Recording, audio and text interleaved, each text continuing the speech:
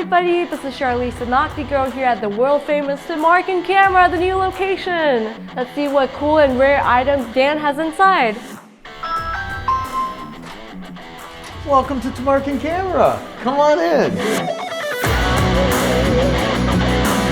Leica 28s, 35s, and 50s, the Noctilux.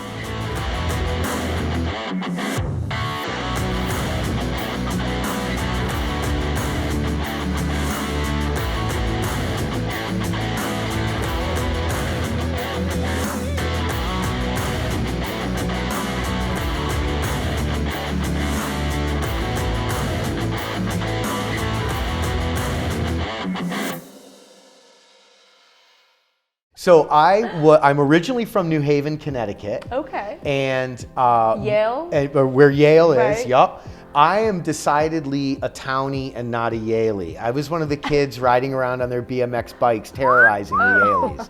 So, but I grew up in New Haven in the 70s and early 80s, and my mother is an actress and a drama teacher, and my father was a necktie salesman and eventually became Tamarkin Camera and became involved in the Leica business. So growing up, I was much more interested in the theater than I was in cameras. Although I had a camera, I had a Pentax K1000 that I got when I was about 12 or 13 years old, and I took pictures with a 50mm lens, and I loved it. So I've always been involved in photography. However, I was in the theater for most of my adult life, actually. From the time I was about 17 until my mid-30s, I was a union journeyman. I was a rigger and a lighting designer. Wow. And then I worked in storefront theater here in Chicago, which is smaller companies, and I did lighting and scenic design and technical direction. And so I worked in the theater a lot because I came up in the theater seeing my mother on stage, and I just fell in love with backstage, and it was all very wonderful, very wondrous. And so that's what I did. That was my first career. Wow. And so, and I've been on stage a few times, but mainly I'm behind the scenes. Okay.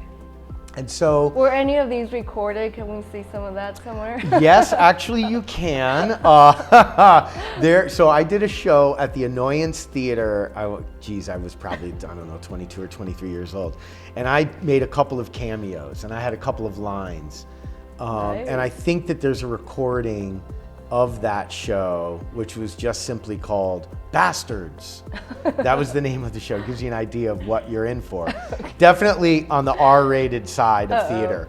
But anyway, it was a lot of fun. And I wound up going on stage a few times, but mainly I was in the background and I was a lighting and scenic designer.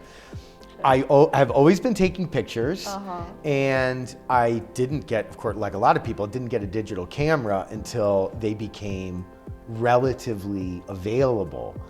And my first digital camera was 3.3 megapixels or something like that. And I was overjoyed. Wow. Right. But anyway, even during all of this time when I was working in the theater, I took pictures, but it was very difficult in the theater because it's very dark or it looks very flat. Right. And so it can be really difficult to make compelling photographs.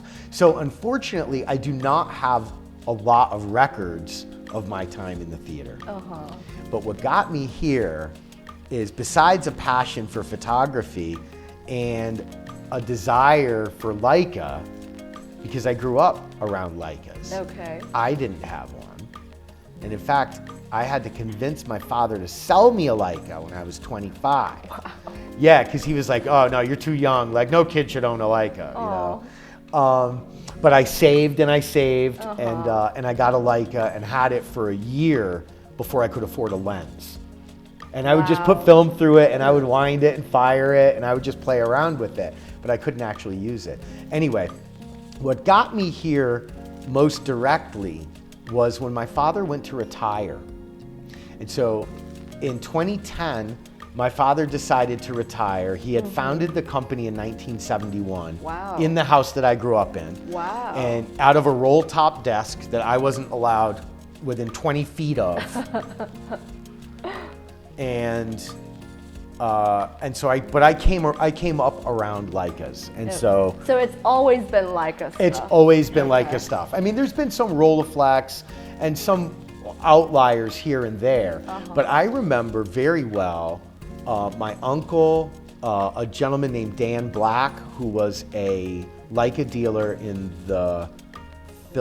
Pennsylvania, and I think in Philadelphia area, and some other people who are now involved in the Leica Historical Society, the LSI is their name now, Leica Society International, and they would gather in each other's homes and trade Leicas and trade stories over the dining room table. Wow. And so I would come in, little Danny T would come in, look up on the dining room table and try to reach try to grab an Elmar, or grab some piece of gear.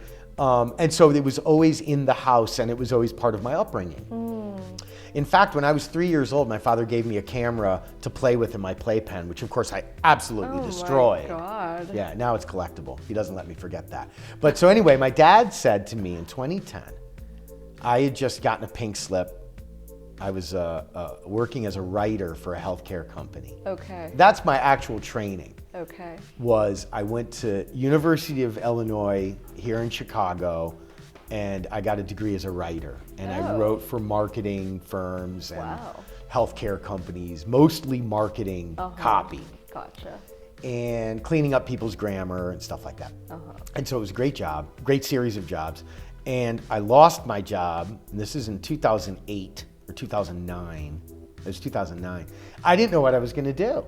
And my dad said, I've got a fix for both of our problems. And I was like, well, what's that? And he said, Danny, I'm done. I want to retire. Wow. And so your mother and I would like for you to take over the company if you would like to. Wow. And I've always been fascinated with Leicas and never really thought that it could potentially be a career for me. And I got very, very excited. And then I remembered that I don't have any money. I can't buy this company. And so my parents made me a loan. And my dad said, I'm going to play golf, kiddo. You make sure those checks land on my desk every month and we'll be okay. Wow. And so over the course between 2010 and about 2014, 2015 or so, I managed to pay off that loan. And so now I am the owner of Tamarkin Camera, which is a second generation Leica dealership based here in Chicago. I love it. I love that story. You. Wow. And eventually became an auctioneer as well, because that's another part of the family business is auctioneering. Gotcha. So. Okay. So a huge part of my project circles around the American dream. Okay. What is your definition of the American dream? Ooh, that's tough to put, I think, into a sentence, but I am a firm believer that this country will allow you to do anything that you set your mind to.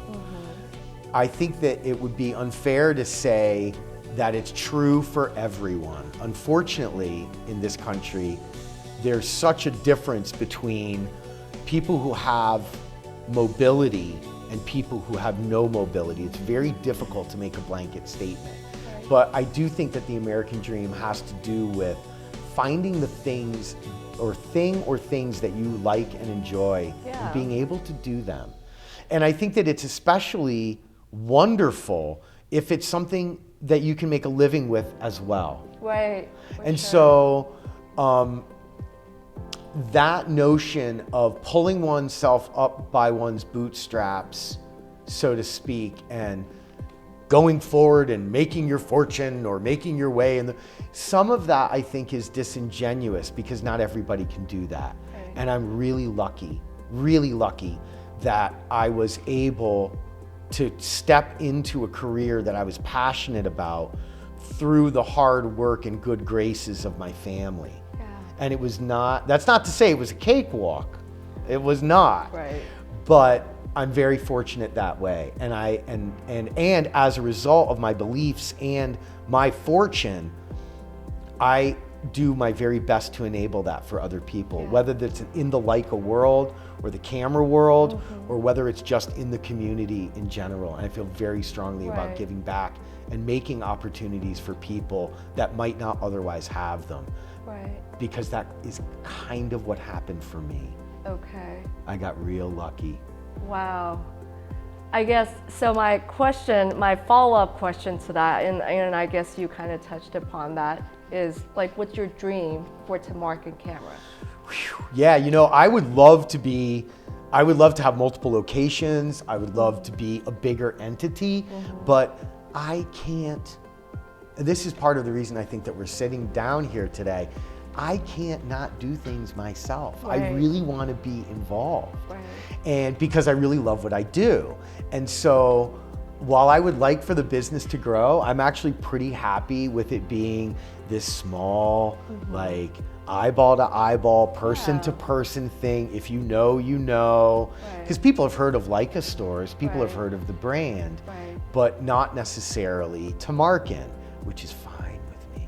Yeah. But I would really like it if I were able to use what I know about Leica and about photography and about the arts to be able to entertain people as well. Yeah. Because that's one of the things that I really like to do. I love cracking jokes. I don't take myself too seriously.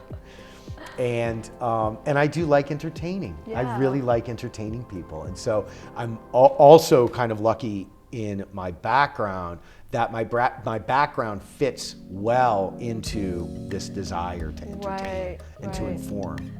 Yeah, definitely. Your passion and your desire certainly shows through just communicating with you and all your social media videos and all of that. Thank you. I'm glad people are watching. Yeah, definitely. If you had one advice for those who are just starting out on their journey to pursue their dreams, what would your advice be? Stay in school, don't do drugs, get straight A's. Seriously, stay in school, don't do drugs, get all A's. So, or you do the best that you can with your education, whatever it is that you get, because as soon as you get done with the education, forget everything you learned and do whatever it is that you want to do and let the chips fall where they may. I believe that being open, flexible, and curious is what wins the day. And you can only break the rules once you've learned them. So stay in school, don't do drugs, and as soon as you graduate, forget everything you learned and do whatever it is you want to do for a couple years. Yeah. And then everybody's different. You know, one might say, I want to get married and have kids, or I want to go to Tibet, find truth. Who knows? I have a friend who joined the circus. He was 19 years old. He's like, I'm out. And he's a rodeo clown. Wow. He loves it. I think he's bonkers, but he loves it. That's awesome. That's the most important thing. So I think so my advice would be learn everything you can and then forget as much as you can to do what you really want to do. And I think that there's discovery there.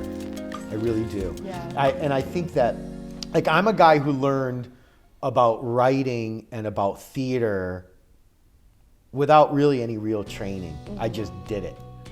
And I didn't excel to where I could have if I had got the training and really applied myself. Yeah. Photography is a little different for me because I came up with it in the house. And so I learned photography very young, not a particularly good photographer, although I really enjoy it, and people tell me that they like my photographs, which makes me very happy. But that I learned. The theater and writing is just stuff that I really like to do. And I kind of wish that I had learned more so that I could shed that and really explore both of those fully. Yeah.